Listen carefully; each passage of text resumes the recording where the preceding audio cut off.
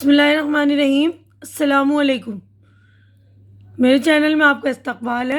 आज की ये वीडियो इंग्लिश स्पीकिंग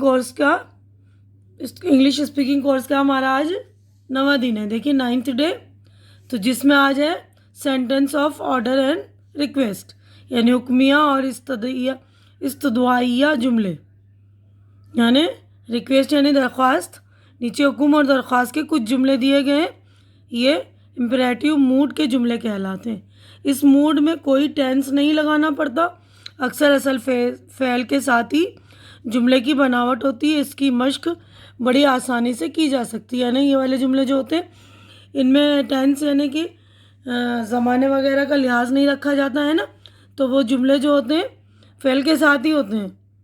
इस्तदाइया जुमले जो होते हैं ना, या हुक्मिया जुमले जो होते हैं, तो इनको आप मतलब प्रैक्टिस करके इसका इस्तेमाल करना भी आसान होता है। वो एज इट इज़ यूज़ होते हैं। ताकीदी जुमले, पहला देखिए ए है हमारा इम्परेटिव मोड।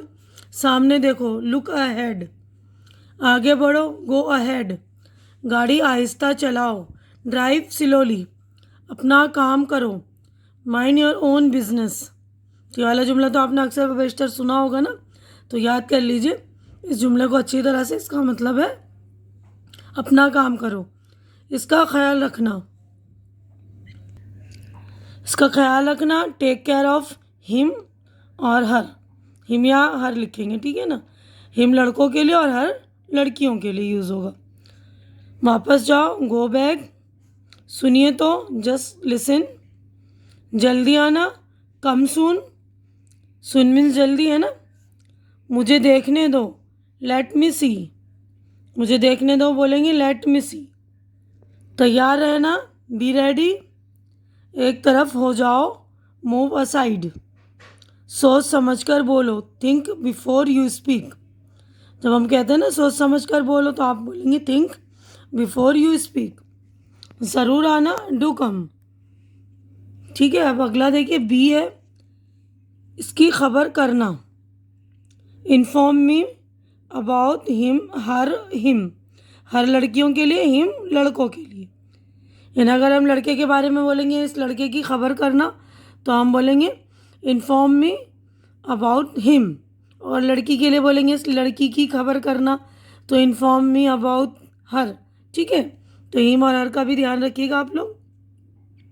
मजाक मत करो, डोंट कट जोक्स, बेहुदा ना बको, डोंट टॉक नॉनसेंस, कुछ परवाह ना करो, नेवर माइंड, मुझे अकेला छोड़ दो, लीव मी अलोन, जाने दो, लेट इट बी बोलते हैं जाने दो। कुछ तो ख्याल करो, हैव अ हट। ठीक है, कुछ तो ख्याल करो, हैव अ हट। ज़रा रुको या रुकिए, होल्ड ऑन, कभी मत भूलो, नेवर फॉरगेट, नेवर यानी कभी नहीं, फॉरगेट यानी भूलना या भूलो। फिक्र मत करो, डोंट वरी।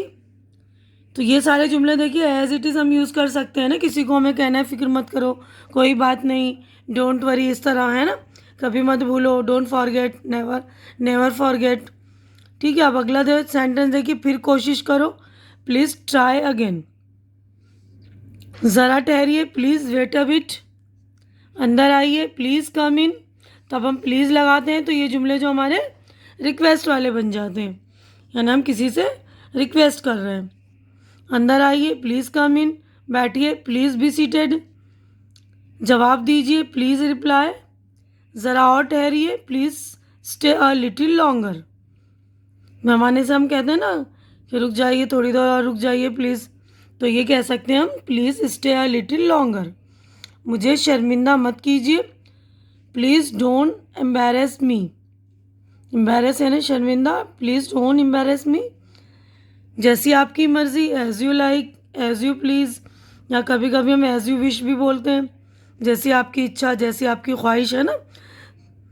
फिर आइएगा, डू कम अगेन, यानी दोबारा आइएगा, इस तरह हम बोलते हैं ना मेहमानों को कि दोबारा आइएगा, डू कम अगेन। अब अगला देखिए डी है, इधर उधर की बातें छोड़ो, come to the point, don't beat about the bush. इधर उधर की बातें छोड़ो, असल बात पर आओ, असल बात यानी कम टू द पॉइंट, यानी पॉइंट पर आओ, असल बात पर आओ। Don't beat about the bush, यानी इधर उधर की बातें मत करो।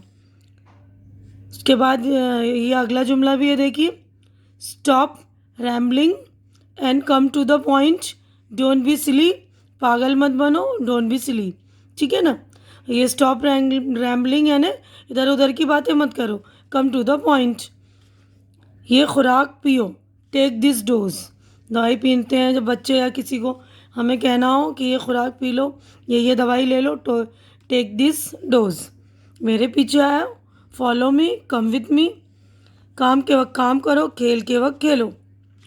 Work while you work and play while you play, ठीक वक्त पर कोशिश करो।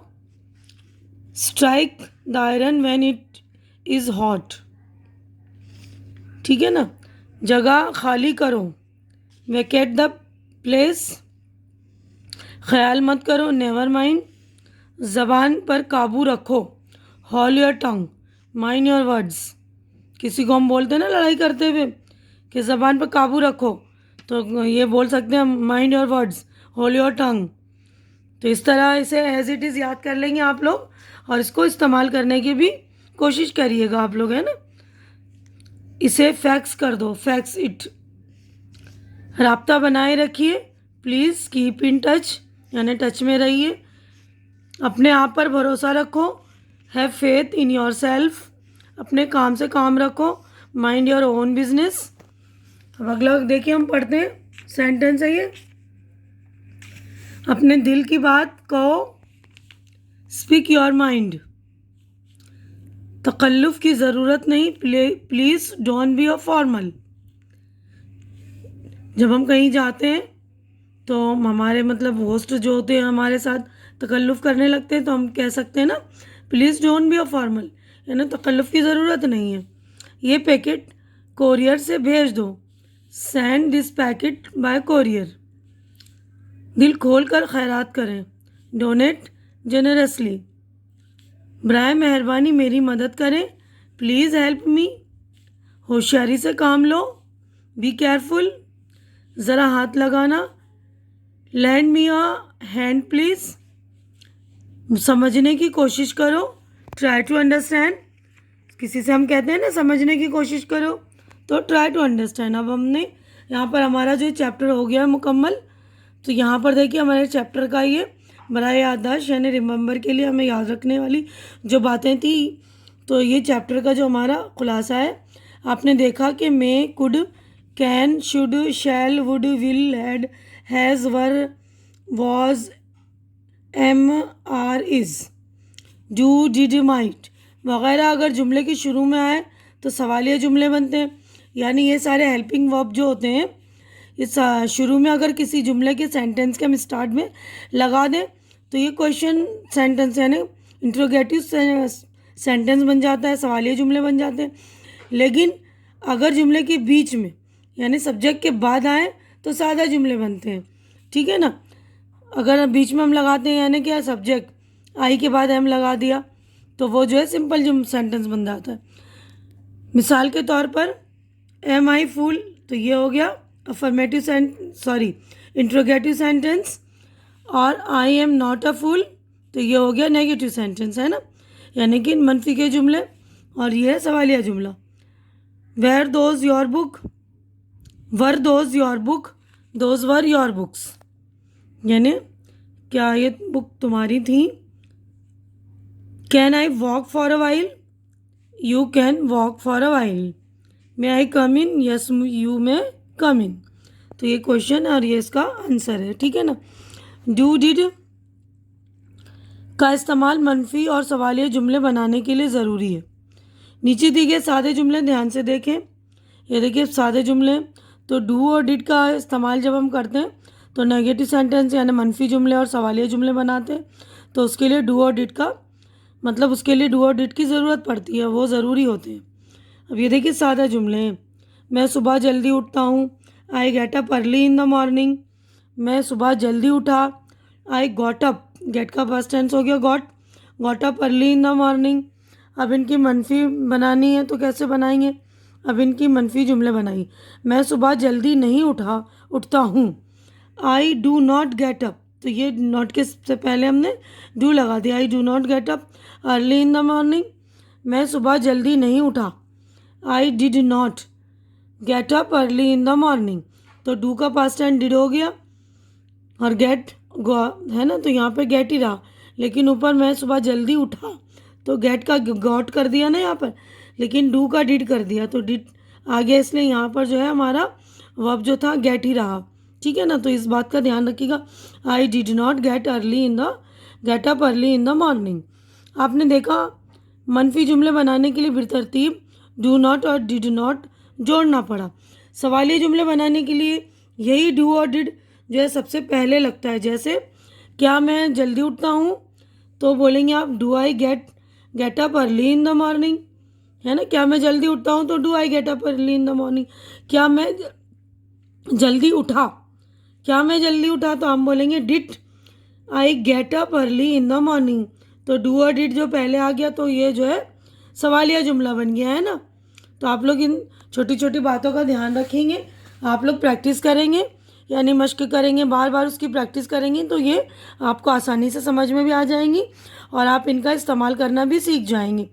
इस्तेमाल करना सीखने के बाद उसको आप अपनी रोज़मर्रा की जो ज़िंदगी उसमें इस्तेमाल कीजिए, ताकि आपकी झिझक भी ख़त्म होगी, क्योंकि आपको प्रैक्टिस करने से समझ में भी आ गया, इस्तेमाल करना भी आ गया, लेकिन आप बोल नहीं पा रहे। क्यों नहीं बोल पा रहे? क्योंकि आपको झिझक हो रही है ना, थोड़ी शर्म सी महसूस होने लगती है हमें शुरू में बोलते हुए। लेकिन आप उनको घर वालों के साथ बोलिए, अपने बच्चों के साथ, या जो छोटे छोटे हैं जो आपके साथ वाले हैं उनके साथ बोलने की कोशिश कीजिए, उनके साथ बोलने की प्रैक्टिस कीजिए, तो आपकी झिझक भी ख़त्म हो जाएगी और आप इजीली इंग्लिश जो है आराम से बोल पाएंगे। ठीक है, उम्मीद करती हूँ कि मेरी ये वीडियो आप लोगों को अच्छी लग रही है तो इसे लाइक कीजिए, ज़्यादा से ज़्यादा शेयर कीजिए और मेरी वीडियो जो है पूरी देखा कीजिए, ताकि आप लोगों का कोई नुकसान ना हो।